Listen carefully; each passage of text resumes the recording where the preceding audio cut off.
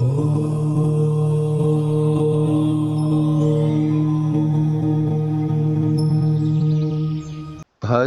गोविंदम भज गोविंदम गोविंदम भज मूढ़मते संप्राप्ते सन्निहिते काले नहीं नहीं क्रक्षति डुक्रिन करने।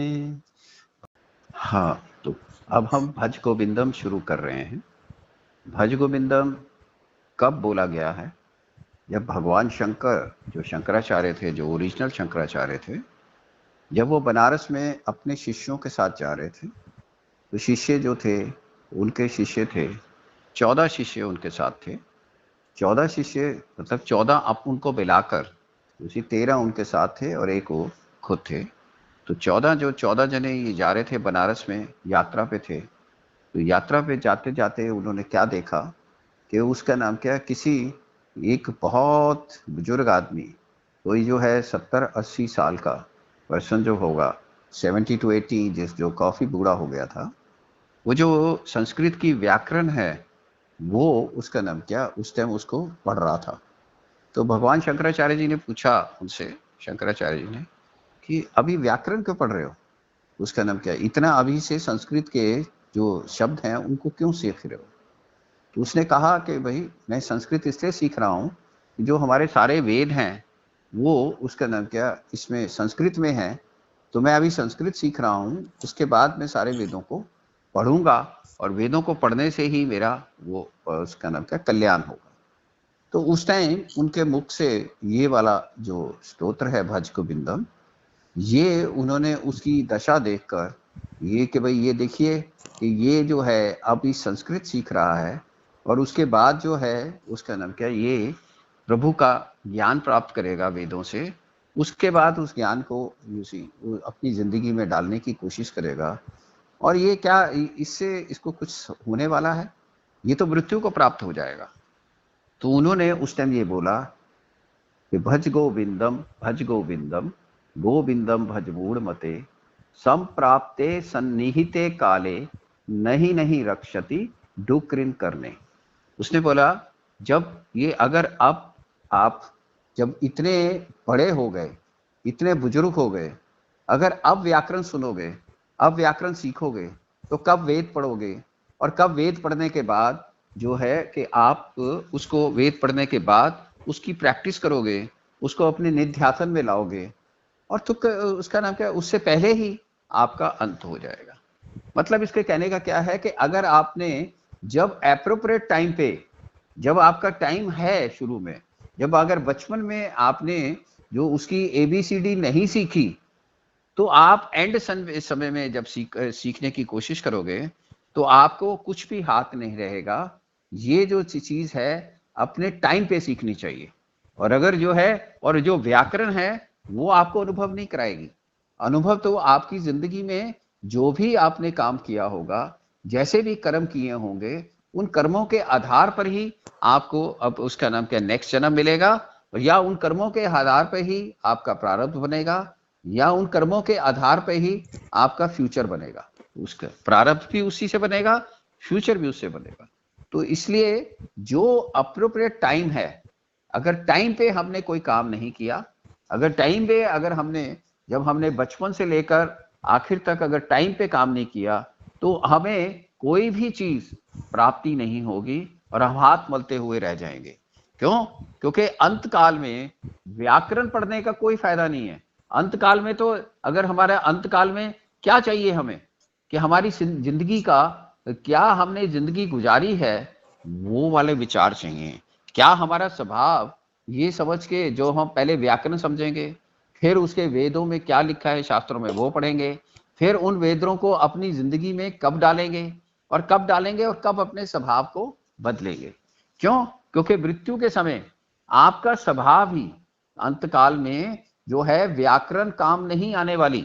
जब आपकी मृत्यु आएगी तो मृत्यु ने ये नहीं पूछेगी कि आपको व्याकरण आपने अभी पढ़ा, शास्त्र पढ़े कि नहीं पढ़े। मृत्यु में आपने जो भी आपका स्वभाव है, जो भी एंड में आपके अंदर का स्वभाव हुआ है, जो भी आपके अंतःकरण ने सारी जिंदगी जो काम किया है, उसका जिस्ट आपके साथ जाएगा। अगर आपने व्याकरण पढ़नी शुरू की और अभी आपने शास्त्र शुरू ही नहीं किए, तो कैसे आपने जिंदगी में डालोगे और कैसे उसका स्वाध्याय करोगे, कैसे उसको निध्यासन में डालोगे, कैसे उसकी प्रैक्टिस करोगे और कैसे अपना स्वभाव बदलोगे। तो कहने का तात्पर्य क्या है कि आपको उसका नाम क्या है, जब तक आप जो चीज के व्याकरण का मतलब यह है खाली पंडित बनने से, व्याकरण का मतलब दूसरा ये है कि खाली हमें शब्दों से अगर हमें शास्त्र आ गया समझ में, हम बहुत बारी देखते हैं कि हम रोज सब लोग प्रेयर करते हैं, रोज हम सब लोग जो है बहुत सारे शब्द बोलते हैं, कई लोग हम स्वाध्याय भी करते हैं, गीता भी पढ़ते हैं, बहुत सारी चीजें करते हैं, पर वो सारे शब्दों में पढ़ते हैं। व्याकरण पढ़ने का मतलब यह है कि शब्दों में पढ़ना। अगर शब्दों में अगर हम पढ़ते हैं, अगर उसका हमने गंभीर मतलब नहीं समझा, अगर हमने उसको श्रवण करने के बाद उसकी अच्छी तरह से मनन नहीं किया और मनन करने के बाद निध्यासन अपनी जिंदगी में नहीं डाला, तो जो श्रवण करने वाला है वो श्रवण जो आपने किया है थोड़ी देर में ही खत्म हो जाएगा। तो उसका मतलब क्या है कि हे मूर्ख प्राणी, हे उसका नाम क्या प्राणी, तू भज गोविंदम कर। मतलब भज गोविंदम का मतलब अपनी जिंदगी के हर पहलू में जो जो आपके पास हर पहलू कौन सा है कि हम तीन तरह से हम कर्म करते हैं। अपने विचारों से उसका नाम क्या कर्म करते हैं, अपनी वाणी से कर्म करते हैं और अपने उस कर्म इंद्रियों से कर्म करते हैं। तो जो भी हम ये कर्म करते हैं उस तीनों से प्रभु को भजो।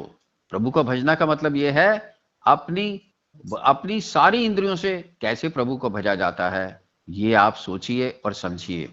कैसे भजना है आपने प्रभु अपनी सारी इंद्रियों से, कि अपनी वाणी से उसकी स्तुति कीजिए, उसकी रियल प्रेयर कीजिए, उसको जानिए क्या स्तुति है, कि वो असल में है क्या, क्या वो साकार है, क्या वो निराकार है, क्या वो क्या चीज है, वो क्या प्रभु क्या है, क्या प्रभु मूर्तियों में है, क्या प्रभु शास्त्रों में है। तो प्रभु क्या है, प्रभु के बारे में जब आप जानते नहीं तो किसको भजोगे। आप कहते हो भज गोविंदम भज गोविंदम, उस गोविंद को भजो जो कि आपके प्राणों को चला रहा है। उस गोविंद गो का मतलब होता है इंद्रियां, जो इंद्रियों का राजा है, जो इंद्रियों को चलाने के लिए शक्ति प्रदान कर रहा है, उस गोविंद को भजो, उसको जानो। तो कौन है वो चलाने वाला, तो आपको समझ में आएगा कि जो हमारे अंदर चेतना शक्ति है, जो हमारे अंदर परमात्मा है, जो परमात्मा का असली चीज हमारे अंदर दी गई है, वो हमारी होश जो है वो इसको शरीर को चला रही है। जब वो शरीर को चला रही है तो वो शरीर को चलाने के लिए जो शक्ति दे रही है, जो शक्ति दाता है, उसको ही ओम कहते हैं, उसको ही परमात्मा कहते हैं, उसको ही ईश्वर कहते हैं, उसको ही ब्रह्म कहते हैं। उसके हजारों नाम है, जैसे विष्णु सहस्त्र नाम में हजारों नाम आते हैं, तो उस प्रभु के नाम आते हैं, उसमें गोविंद भी एक नाम आता है। तो जो गोविंद है वो ब्रह्म है जिससे ये सारा संसार चलता है, जिस ये सारे संसार का हर चीज चलती है। ये संसार कैसे चल रहा है कि उस ब्रह्म ने अपनी संकल्प शक्ति से, अपनी माया से ये सारे संसार को अपनी जो अव्यक्त संसार है, अव्यक्त का मतलब है जैसे बीज जब ट्री बनता है, बीज जब वृक्ष बनता है, तो बीज के अंदर ही वो शक्ति होती है जिससे वो वृक्ष बनता है। अगर धरती में बीज बोया जाता है तो वो उसकी वृक्ष बनता है। ऐसे ही जब ये है, इसी तरह से ये अपने अंदर ये संसार में जब प्रभु का संकल्प हुआ, प्रभु ने अपने अंदर संकल्प लिया, मायापति ने ये संसार को पैदा किया। कैसे पैदा किया इस संसार को? अपनी शक्ति से, अपने महतत्व से। ये पांचों जो पांचों के पांचों ये महातत्व हैं, आकाश, वायु, अग्नि, जल, पृथ्वी, इन सबको पैदा किया। इन सबको पैदा करने के बाद उसने क्या किया, ये सारे के सारे, उसका नाम क्या है, संसार की सब चीजें पैदा की और उसके बाद ये मनुष्य को पैदा किया। तो जिसने इस मनुष्य को पैदा किया, ये पांच महातत्वों ने हमारे शरीर को बनाया। इन पांच महातत्वों की तन्मात्रा ने हमारे सूक्ष्म शरीर को बनाया। और जो हमारा कारण शरीर है, जो हमारा अव्यक्त है, अव्यक्त मतलब जो कारण शरीर संस्कारों से बना हुआ है, वो संस्कार भी प्रभु ने बनाए। तो ये सारी की सारी चीजें किसने बनाई हैं? उसी ब्रह्म ने बनाई हैं, उसी ईश्वर ने बनाई हैं। और उसी जिस ईश्वर ने ये प्रकृति बनाई और हमें बनाया, तो उसको भज, उस परमात्मा को भज जिसने ये सारी प्रकृति बनाई है और जिसने तुझे बनाया है। उस परमात्मा को भज। अब तू जो है उस परमात्मा को भजने के लिए इस सारे ज्ञान को प्राप्त कर, इस सारी चीजों को पढ़, उसका नाम क्या, इस चीजों की समझदारी को पान कर। ये समझदारी के लिए तुझे कोई व्याकरण की जरूरत नहीं है, तुझे कोई वो संस्कृत पढ़ने की जरूरत नहीं है। इस ज्ञान को बिना संस्कृत के भी जाना जा सकता है। इस ज्ञान को प्रैक्टिस करना है, इस ज्ञान को गुरु वाक्य से या सत्संग से समझ के आगे अपनी जिंदगी में डालना है। तो आपको जो इसलिए उस ब्रह्म को भज, उस परमात्मा को भज जिसने ये तुझे बनाया है। और जिसने खाली तुझे बनाया नहीं है, वो तुझे अभी भी चला रहा है।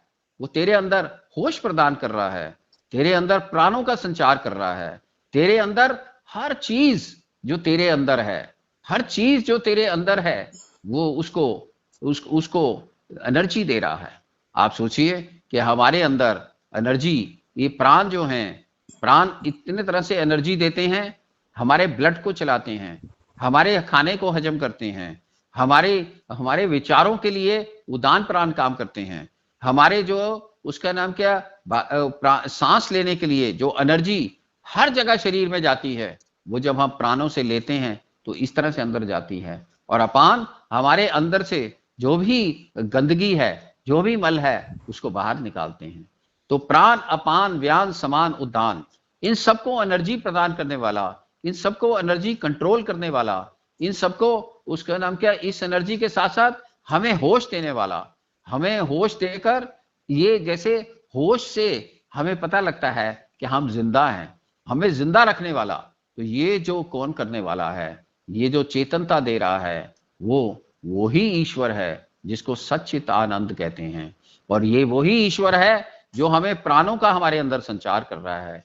तो आपको समझ में आएगा कि भाई हम जो हैं अपने आप कुछ भी नहीं कर रहे हैं, हमारे अंदर कोई भी ऐसी शक्ति नहीं है कि जो हमने अपने आप से अर्जित की हो। शरीर जो है वो प्रभु ने प्रदान किया है, हमने कोई भी शरीर अपने आप नहीं बनाया। शरीर के अंदर प्राणों की शक्ति प्रभु ने दी है। उन प्राणों के बाद जो इन सारे शब्द, जो सारे के सारे शब्द, स्पर्श, रूप, रस, गंध, जो पांचों ज्ञान इंद्रियों से आ रहे हैं, उसको लेने वाला कौन है? मन।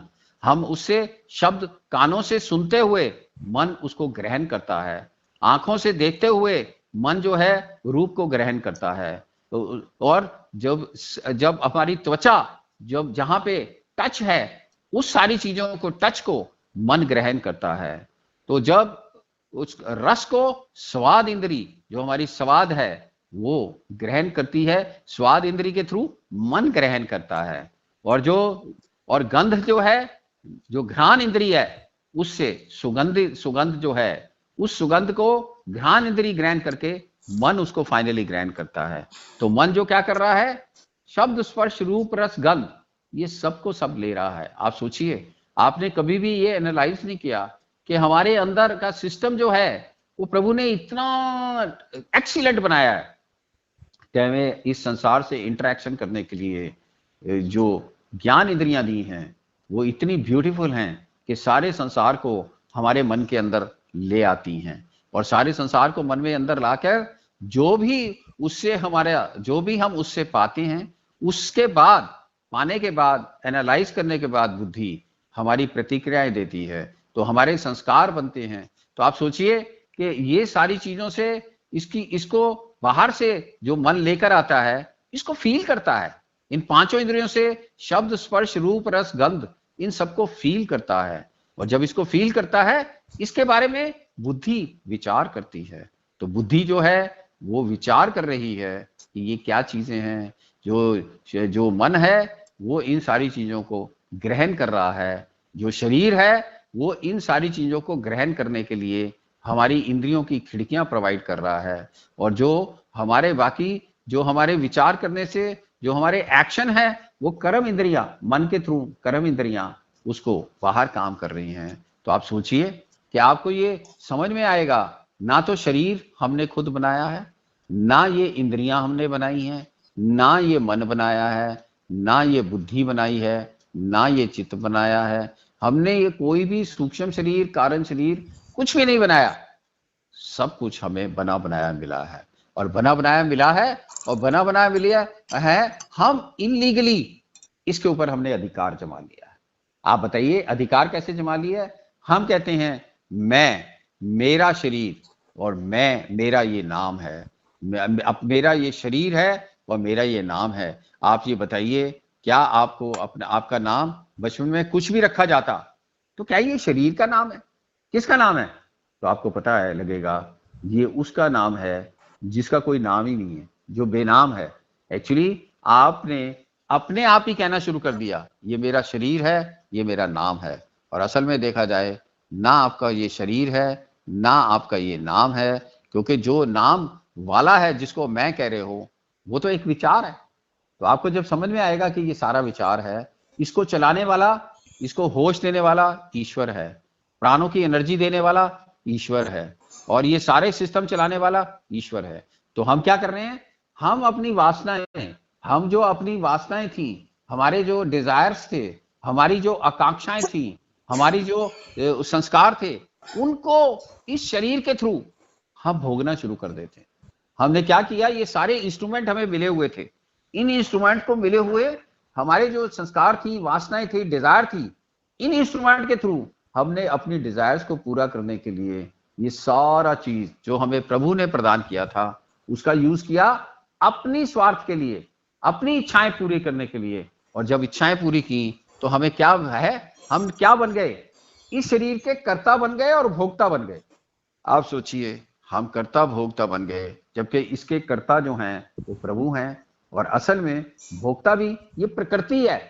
हमने इलीगल इस पे ऑक्यूपेशन कर ली है, इसीलिए हम दुखी हैं, इसीलिए हमें, हमारे अंदर सारे काम, क्रोध, लोभ, मोह, अहंकार हैं। हमें इतना फियर है मृत्यु का, क्योंकि हम सोचते हैं ये हम हैं, हमें ये पता ही नहीं है ये सब कुछ गोविंद का है। तो वो कह रहे हैं जब ये कुछ आपका है नहीं, उस गोविंद का है, तो उस गोविंद को भजो जिसने ये आपका सारा शरीर, आपका सारा शरीर और आपके सारा मन, बुद्धि, चित्त, अहंकार और आपका ये सारी चीजें बनाई हैं। उस गोविंद को भजो जिसने ये सब कुछ आपको दिया है, और आपको अपने शरीर, अपनी इच्छाओं को, अपनी डिजायर को भुगतने लिए, उसको उसको उसको पूरा करने के लिए ये सब कुछ दिया है। तो आप जो हो उसको ये सोचो, उस गोविंद को भजो जिसने ये सब कुछ दिया हुआ है। तो उसका, उसके लिए उसको ग्रेटिट्यूड दो कि आपको ये सारी चीजें प्रोवाइड की, और आप देखिए आपको सारे सर्कमस्टांसेस प्रोवाइड किए, आपको सारे प्रारब्ध प्रोवाइड किए। तो वो क्या कह रहे हैं? ये मूर्ख, उसका नाम क्या, उस गोविंद को भज जिसने ये सब कुछ प्रोवाइड किया है, तुझे सर्कमस्टांसेस प्रोवाइड किए हैं, तुझे सब चीजें प्रोवाइड की हैं अपनी इच्छाओं को पूरा करने के लिए। तो तुझे ये, उसका नाम क्या, ये सोच कि अब मृत्यु भी आएगी। अगर तुझे बाल्यावस्था आई है, तुझे उसका नाम क्या, उसके बाद जवानी आई है, उसके बाद अधेड़ अवस्था आई है, उसके बाद ओल्ड एज आएगी, उसके बाद डिजीज आएगी, उसके बाद तेरी मृत्यु होगी। तो अंत काल तक अगर तू उस भगवान, उस गोविंद को नहीं भजेगा, तो जब तेरा अंत काल आएगा तो तुझे ये जो तेरे धनवान स्त्री जो तूने इकट्ठी की है, जो इकट्ठा किया है इस संसार में, वस्तु, व्यक्ति, पद, स्थान इकट्ठा किए हैं, ये तेरे काम नहीं आने वाले, क्योंकि ये सारे के सारे यही रहने वाले हैं। ये उस व्याकरण की तरह हैं जो यूजलेस है। उसका नाम क्या, अगर आपने उस व्याकरण से पढ़ने के बाद, उसका नाम क्या, पढ़ने के बाद अगर अपनी सारी चीजों को अगर यूटिलाइज नहीं किया तो व्याकरण यूजलेस है, और वो भी ऐसे टाइम में जब मृत्यु निकट है, फ्रैंकली स्पीकिंग। तो वो क्या कह रहे हैं कि आप जो है सारी जिंदगी अपने अपने कर्मों को इस तरह से कीजिए कि आप गोविंद को भज रहे हैं। भज गोविंदम का मतलब यह है अपनी इंद्रियों से आप गोविंद को भजिए, अपने कर्मों से, उसका नाम क्या, कर्मों से गोविंद को भजिए, अपने विचारों से गोविंद को भजिए, अपने सिमरन से अपने प्रभु को भजिए। मतलब कोई भी दिन ऐसा ना जाए जिस दिन आप प्रभु को भजे नहीं। अगर आप सारा दिन हमेशा उसका नाम क्या करते रहेंगे, तो ऐसा नहीं है कि जैसा सब लोग कहते हैं कि अंत काल में आप प्रभु का नाम ले लोगे तो आपको प्रभु मिल जाएंगे। ऐसा नहीं है। प्रभु प्रभु का न्याय क्या है? जो सारी जिंदगी आपने काम किया है वही अंत समय में होगा, वही व्यवहार, वही एंड में वही विचार होंगे। तो सारी जिंदगी का निचोड़ निकलता है मृत्यु पे। जो आपने बचपन से लेकर मृत्यु तक, अंत काल तक जो भी किया है उसी का रिजल्ट मिलेगा। ये नहीं है कि अंत काल में अगर आपने व्याकरण पढ़ के अगर आपने उसकी शब्दों का ज्ञान कर लिया, व्याकरण का मतलब यह है एंड में शब्दों का ज्ञान कर लिया, और आपने सोचा एंड में मैं प्रभु का नाम ले लूंगा। इस एंड में प्रभु का नाम नहीं लिया जाता। ये एंड में क्यों? क्योंकि एंड ऐसे ही होता है। हम सोचते हैं कि जब प्रभु की इंद्रियां, जब हम मृत्यु होती है तो क्या होता है कि आहिस्ता आहिस्ता हमारी सारी इंद्रियां ठंडी होती जाती हैं और सारी इंद्रियों का मन में इकट्ठा होना शुरू हो जाता है, और हम बाकी सारी जगह से हमें प्रोनाउंस डेड कर दिया जाता है। हमें ना सुनाई देता है, ना हमें दिखाई देता है, ना हम बोल सकते हैं, और हमें आम तौर पे लोग कहते हैं कि इसकी अब मृत्यु हो गई है, कि ना बोलता है ना कुछ जानता है।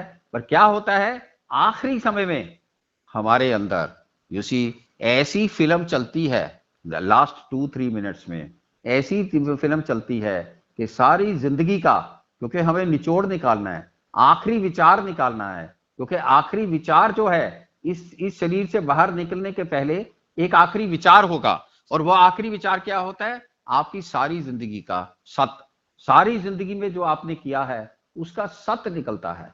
तो जब उसका सत्य निकलता है तो वो सत्य जो है वो आपको 2-3 मिनट में दिखा दिया जाता है। तो लास्ट 2-3 मिनट में लोग कहते हैं इसका ये बोलता नहीं है, ये मर गया है, ये सब है, पर आपकी अभी होश बाकी होती है। अभी प्राण पखेरु उड़ने के लिए तैयार हैं, उसके लिए जाने के लिए बाहर तैयार हैं। उससे पहले आपको सारी जिंदगी की रील दिखाई जाती है, और सारी जिंदगी की रील दिखा के आपको बता दिया जाता है कि ये आपने सारी जिंदगी किया है, ये आपने व्याकरण सीखी थी, ये आपने जो कर्म किए थे उस व्याकरण को सीख के, इस संसार के व्याकरण को सीख के ये सारे काम किए थे। तो इस सब का जो जिस्ट है, जो इसका फाइनल वो है, ये है इसका जिस्ट, कि आपने क्या सारी जिंदगी प्रभु को याद किया, कि सारी जिंदगी अपनी इच्छाओं को पूर्ति करते रहे? क्या आपने धन के लिए सारी जिंदगी गुजारी? क्या आपने मान के लिए सारी जिंदगी निकाली? क्या आपने स्त्री के लिए या परिवार के लिए अपनी सारी जिंदगी गुजारी? क्या आपने वस्तु के लिए गुजारी? क्या व्यक्तियों के लिए गुजारी? क्या अपने किसी पदों के लिए गुजारी, या स्थानों के लिए अगर जिंदगी गुजारी? किस चीज के लिए आपने जिंदगी गुजारी है? तो आपके सारे पैरामीटर जो ये 8 के 8 हैं, ये आपको सामने दिखा दिए जाएंगे कि बचपन से लेके आपके जो इंटेंशन थी, जो आपका स्वभाव था, ये चीजों में बटा हुआ है। अब ये चीजों में आपने ये काम किया है, उसके ये फल हैं। तो ये फल है। तो इन सारे फलों को आप किस तरह से आप नेक्स्ट जन्म में लेकर जाओगे, वो आपको वहां पे दिखा दिया जाता है कि इनके फल भुगतने के लिए आपको इस तरह की बॉडी मिलेगी, और इस तरह की बॉडी मिलेगी, ये आपको मृत्यु के समय का फाइनल विचार ये है, इससे मिलेगी। ये नहीं है, उससे नहीं मिलेगी कि आपको कोई पर्सन जो है, आपका मुंह बंद हो चुका है, उसमें गंगा जल डाल रहा है, या वहां पे दीवा जल रहा है, यहाँ पे कोई गीता का पाठ कर रहा है, या आपको आखिर में बोला जाता है कि राधे राधे बोलो। ऐसा कुछ भी नहीं है। ना आप राधे राधे बोल पाओगे, ना आपको दीपक सुनाई देगा, ना आपके मुंह में गंगा जल जाएगा। उससे कुछ फायदा नहीं है, क्योंकि अब आप किसकी कंट्रोल में हो? अपने जो कर्म किए थे सारी जिंदगी, उसके कंट्रोल में हो।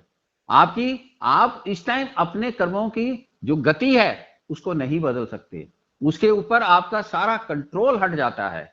अब जो है आप ना तो वो, जैसे ऐसा लगता है कि आपके सामने अपनी जिंदगी का सारा ट्रुथ उजागर हो गया, और उस ट्रुथ को उजागर होकर आपको क्या चीज मिलनी है, कहां पे जाना है, और आपके उदान प्राण जो इस सोल को, जो इसको हंस को, जो इसमें हंस बैठा हुआ है, इस हंस को उड़ाने के लिए तैयार है, वो तैयार हो जाते हैं। और आपकी किसी भी इंद्री से, आंख से, कान से, नाक से, या कर्म इंद्रियां, ज्ञान इंद्रियां, किसी में से भी जो इंद्रिय आपकी वीक होती है उस इंद्रियों से निकल के प्राण पखेरु उड़ते हैं। और कहाँ उड़ते हैं?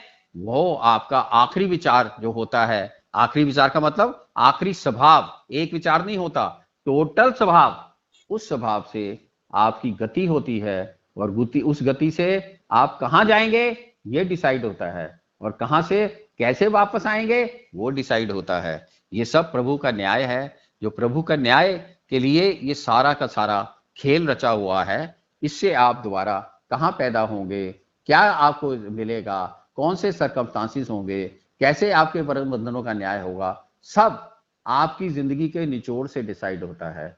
आखिरी समय में या आखिरी 5 मिनटों में या आखिरी दिन आपने कुछ बोला या आपने कुछ पाठ किया, उससे नहीं निकलता है ये। इस गलतफहमी में मत रहिएगा कि एंड समय में, व्याकरण का मतलब यही है कि एंड समय में अगर मैंने राधे राधे कह दिया, एंड समय में मैंने कृष्ण कृष्ण कह दिया, राम राम कह दिया, या कोई भी अपने इष्ट देव का नाम ले लिया, मैं वही जाऊंगा, उनके लोक में जाऊंगा। ये गलत है। सारी जिंदगी का जो निचोड़ है, अगर वो राम होगा तो राम के लोक में जाओगे, अगर वो कृष्ण होगा कृष्ण के लोक में जाओगे, अगर वो ब्रह्म होगा, सारी जिंदगी का निचोड़ किस तरफ पॉइंट आउट करता है। और अगर वो ये धन होगा तो हो सकता है सांप के योनि में चले जाओ, अगर आपके पास स्त्रियां या परिवार हो सकता है सुअर की योनि में चले जाओ, पिग की योनि में चले जाओ। सारी योनियां हमारी डिस्क्राइब हैं। अगर आपने किस तरह से अपनी जिंदगी गुजारी है, तो आखिरी समय में मैं ये चेंज कर लूंगा, आखिरी समय में मैं, आखिरी 2 साल में मैं ये काम कर लूंगा, इस चीज को भूल जाइए। ये प्रभु का न्याय है, ये कोई इस संसार का न्याय नहीं है जो कि किसी भी चीज से रिश्वत देकर, वो देकर बदला जा सके। ये आपके कर्मों का न्याय है, नहीं बदला जाएगा। तो हे, वो कह रहे हैं शंकराचार्य अपने शिष्यों के साथ शेयर करते हुए कि हे, उसका नाम क्या, उस वृद्ध को डायरेक्शन देके, एक्चुअली वृद्ध तो सिर्फ उन्होंने दिखाया है, वो अपने शिष्यों को सिखाना चाहते हैं कि गोविंद को भजो, आज से ही गोविंद को भजो, जो भी है उसको भजो। और गोविंद का भजने का मतलब अपने कर्मों से, अपने विचारों से, अपनी वाणी से उसको भजो, उसको भजो, और प्रैक्टिकली उसका अभ्यास करो। और इस चीज को मत सोचो कि एंड समय में आप ये सब कुछ कर पाओगे, कभी भी नहीं कर पाओगे। तो जिंदगी के हर रोज आप ऐसे गुजारिए कि जैसे आप प्रभु के साथ गुजार रहे हैं। तो जितना भी समय हमारे पास है, आज से ही हम अपने विचारों से, अपनी वाणी से, अपने कर्मों से ऐसे काम करेंगे, ऐसे जो हमारे शास्त्र कह रहे हैं, जो हम सत्संग से सीखते हैं, जितने भी काम जो हैं, आज से ही आप प्रण कीजिए कि मैं जो है अपनी जिंदगी में ये 4 प्रण जरूर करूंगा, कि मैं जो ये करूंगा कि मैं अपनी जिंदगी में जो भी ये मानता हूं कि उसका नाम क्या, ये त्रुटियां मेरे अंदर हैं, ये गलतियां मेरे अंदर हैं, इन गलतियों को मैं सुधारने की कोशिश करूंगा। और मैं क्या करूंगा, जो मेरे अंदर कुछ चीजें जो आज मैं ठीक कर पा रहा हूं, या ठीक समझ पा रहा हूं, या ठीक जो मनुष्य करना कर पा रहा हूं, उनको मैं और सुधारने की कोशिश करूंगा। और दूसरा, मैं जो है अपनी जिंदगी में और सत्संग करके, और जो और चीजें जो मुझे प्राप्त करनी है, या और जो गुण प्राप्त करते हैं, उनके ऊपर प्रयास करूंगा। और जो मुझे इस संसार में इतनी सारी गलतियां, कुरीतियां जो नजर आ रही हैं, उसको मैं अपनी जिंदगी में नहीं आने दूंगा।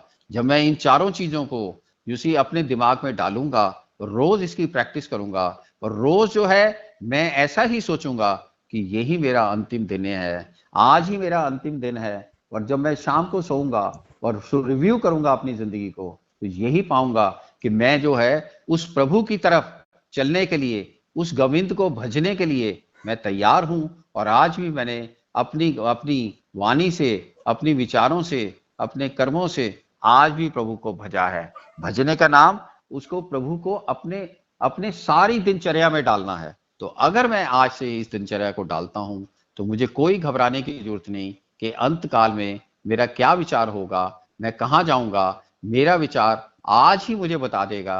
अंत काल तो जब आएगा तो आएगा, और कब आएगा मुझे पता नहीं है, पर आज ही मुझे पता लग जाएगा कि मैं उस गोविंद के साथ हूं, और गोविंद मेरे साथ है 24 घंटे, और मैं जो है उसी को याद करता हूं। भज मतलब हमेशा अपने अंदर उस गोविंद को भजते रहिए, सारे काम करते रहिए पर अपना मन उस ईश्वर को दीजिए।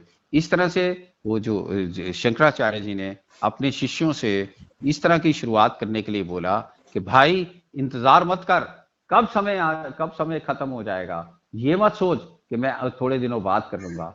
आज ही शुरू कर दे, आज ही समझ, आज ही समझ के मेरा शुभ दिन है, आज ही मैं उस भज गोविंदम को भज करूंगा। और भजने का मतलब है उसको बुद्धि से समझना, उसको मन से उसके बारे में मनन करना और अपने शरीर से उसके ऊपर एक्ट करना, निध्यासन करना। तो श्रवण, मनन और निध्यासन जब तक ये अपनी जिंदगी में नहीं करोगे तो समझिए आपने गोविंद को भजा नहीं है।